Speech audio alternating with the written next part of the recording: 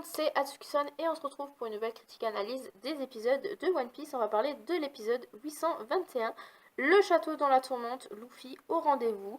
On va parler donc de 1, 2, 3, 4, 5 choses dans cette critique analyse. Premièrement, on va parler donc de Pedro vs Tamago. Ensuite, on va parler du monde des miroirs.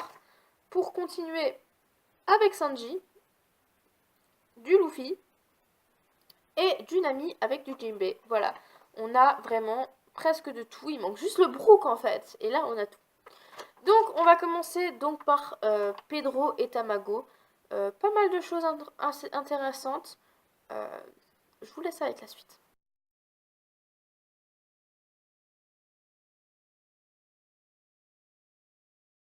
Dans l'épisode d'avant, on avait donc eu Pedro qui s'amusait à jeter des dynamites donc dans la cour et justement avait fait une grosse fumée. Donc là, tout simplement, il y a Tamago qui se relève, il y a les gardes aussi, il y a beaucoup de blessés et on voit un miroir cassé. Donc on se rend compte que finalement l'explosion a fait plus de dégâts que prévu. Par contre, Pedro est introuvable. Où est-il? Tamago, est-ce que tu t'es fait avoir? Est-ce que ça a un rapport avec le miroir? On va parler tout de suite du monde des miroirs avec donc Chopper et Carotte.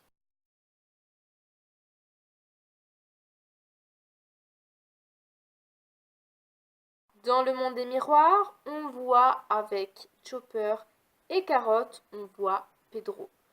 Donc, le miroir cassé, donc quand il y avait Tamago qui s'est relevé avec les gardes, tout ça avait un sens.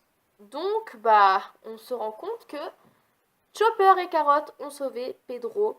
En fait, avant l'explosion, Pedro a vu dans le miroir Chopper et Carotte. Donc, du coup, Pedro s'est quand même demandé qu'est-ce qu'il foutait dans un miroir. Hein, voilà. Mais, du coup, il s'est dit je vais élaborer un plan pour tout simplement partir quoi. Et justement, d'où l'explosion avec la fumée, parce qu'en fait, tout simplement, quand ils avaient vu Chopper et Carotte dans le miroir, et en fait, il a commencé à prendre les dynamites, à faire exploser les dynamites justement pour que la cour soit en fait enfumée, pour que lui il puisse s'échapper justement dans le monde des miroirs sans que personne ne le voie. Voilà la tactique de Pedro. C'est pas mal, du coup, on voit quand même qu'il y a quand même 3 personnes dans le monde des miroirs. Et on se rend compte que le monde des miroirs est assez quand même important, je trouve, pour cet arc. Le fait que Chopper et Carotte se soient fait enlever, kidnapper, ce que vous voulez, par brûler quand ils étaient dans la forêt tentatrice, je pense que c'était quand même une assez bonne chose parce que du coup, ça peut tout faire basculer et peut-être faire basculer la Tea Party et Big Mom énervé. Voilà. En tout cas, donc Chopper apprend par Pedro que Luffy et Nami ont été capturés. Voilà. On voit que Carotte a fini aussi les portraits donc des Mugiwara. Et comment dire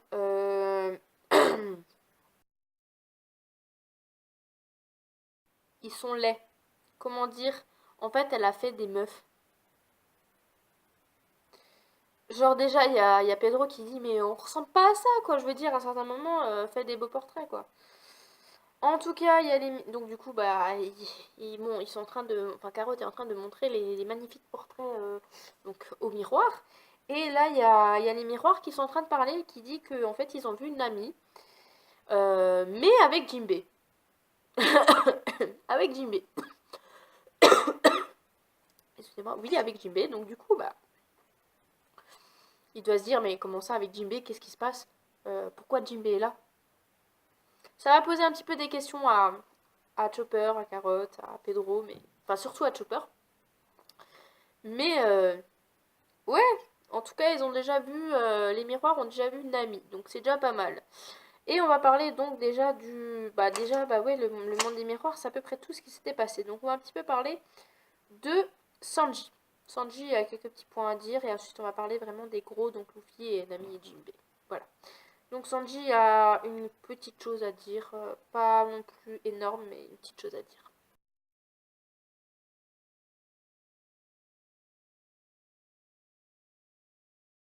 Sanji, lui, se balade dans les couloirs et repense tout simplement à ce que sa sœur a dit, à ce que son père lui a dit par rapport au Baratie, sur lui-même. Il repense aussi à sa discussion avec Big Mom, aussi la discussion entre Pudding et Reiju, puis avec la discussion qu'a eu Luffy quand il lui a dit qu'il l'attendrait ici, machin.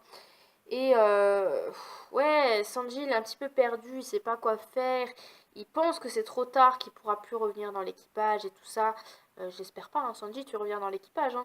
Mais ouais, il est un peu perdu. Il erre dans les couloirs, il s'assoit sur des bancs, il réfléchit, il sait pas vraiment comment faire, comment créer la chose. Ouais, c'est un peu flou pour lui en fait. Donc tout ça, ça le rend un petit peu mal à l'aise. Donc je sais pas comment il va se débrouiller par la suite, mais en tout cas, ouais. Donc, voilà. Ce qui se passe par rapport à Sanji, c'est tout par rapport à cet épisode. Oui, je sais, il n'y a pas grand chose, mais on voit qu'il se remet en question en fait. C'est déjà pas mal. C'est après l'histoire de Pudding, le fait qu'il soit complètement dévasté. Là, il se remet quand même en question. C'est déjà pas mal. On retrouve petit à petit notre petit Sanji adoré. Voilà, mon petit Sanji adoré que j'aime bien. Ouais, pour l'instant, c'est pas trop.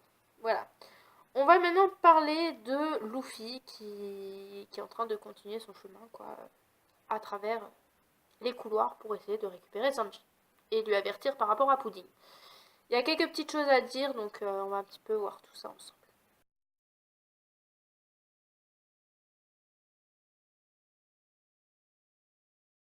Luffy continue son chemin et bat les gardes des soldats. Puis aussi le frère de Cadenza, qui s'appelle Cabaletta. Donc c'est le deuxième hein, qui s'est amusé à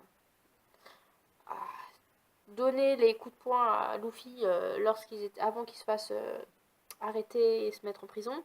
Il n'arrête pas donc de gueuler Sanji de partout, Sanji t'es où enfin, Luffy, sois discret quand même, t'es quand même dans le château d'un Yonko, enfin je veux dire à un certain moment, calme quoi.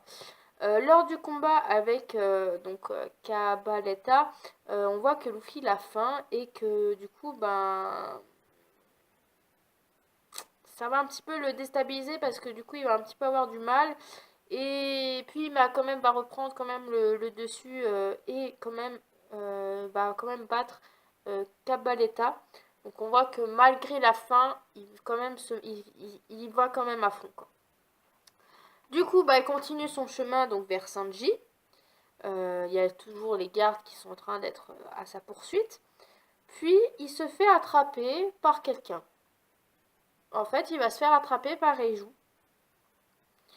Et du coup, Reiju va lui dire que Sanji, tout simplement, il est passé par là, il est venu la voir. Et du coup, Luffy lui demande du coup où il est passé. Mais Reiju lui dit qu'il n'a pas à s'inquiéter parce que tout simplement, il est au courant de tout. De ce qui se passe avec Pudding, il le sait. Il me l'a dit. Enfin, voilà. Il sait tout ça. Donc, du coup, Luffy, ça le soulage quand même un petit peu. Il remercie quand même Reiju. Puis, on se rend compte qu'il a quand même faim. Donc, du coup, il y a Reiju qui lui demande quand même s'il veut manger. Mais il lui dit non, je veux pas manger tout. Mais du coup, Reiju, elle se souvient que lorsque ils étaient au point de rendez-vous, quand ils se sont battus, Luffy avec Sanji, il lui a dit à Sanji qu'il l'attendrait ici jusqu'à qu'il arrive. Même s'il meurt de faim, c'est pas grave, il va que manger ce que Sanji lui a fait parce que c'est son cuisinier. Et du coup, va se relever. Et tout simplement, donc il remercie encore une fois Reiju. Puis il va sauter par la fenêtre. Oui, il va sauter par une fenêtre d'2 étages. On voit que quand même, Luffy est quand même un fou quoi. Et va aller doucement vers le point de rendez-vous parce que voilà, du coup Sanji, il sait que Sanji est au courant, donc du coup il va l'attendre au point de rendez-vous pour pouvoir l'attendre et pour pouvoir faire en sorte qu'il revienne. Et là, Luffy il arrive tout simplement dans une maison, puis il va poursuivre sa route, mais il y aura quand même certains ennemis, certains gardes, enfin voilà, il va toujours devoir faire gaffe. C'est comme ça, il va faire avec, il a foutu la merde dans, dans l'archipel Totland, donc Luffy, t'es bien servi. Voilà, donc en tout cas, ce qui se passe au niveau de Luffy, c'est tout. Donc on voit quand même que Reiju lui a quand même dit certaines choses à Luffy, comme quoi Sanji est au courant de ce qui se passe entre Pudding. Tout va bien. On voit quand même que Reiju veut s'inquiéter pour son frère, qu'elle fait en sorte que Sanji retourne avec ses amis, parce que du coup, sinon, je pense que Reiju ne serait pas allé prendre le bras de Luffy pour le mettre en lieu sûr sans qu'il se fasse poursuivre par les gardes. Donc là, ils étaient en train de discuter donc, dans la chambre d'hôpital donc, de Reiju. Et on voit quand même que Reiju a quand même de la compassion pour son frère comparé à son père et ses frères. Donc voilà, on voit quand même que Reiju a de l'amour pour son frère et on voit quand même qu'elle veut faire en sorte que en fait, l'amour de leur mère porte ses fruits. Voilà. Et maintenant, on va parler du dernier point de cette critique analyse, c'est tout simplement Nami avec Jinbei. Voilà. Oui, maintenant on peut dire Jinbei, ça fait bizarre, mais oui, Jinbei. Voilà. Il y a quelques petites choses à dire aussi, mais pas beaucoup, mais des choses très intéressantes.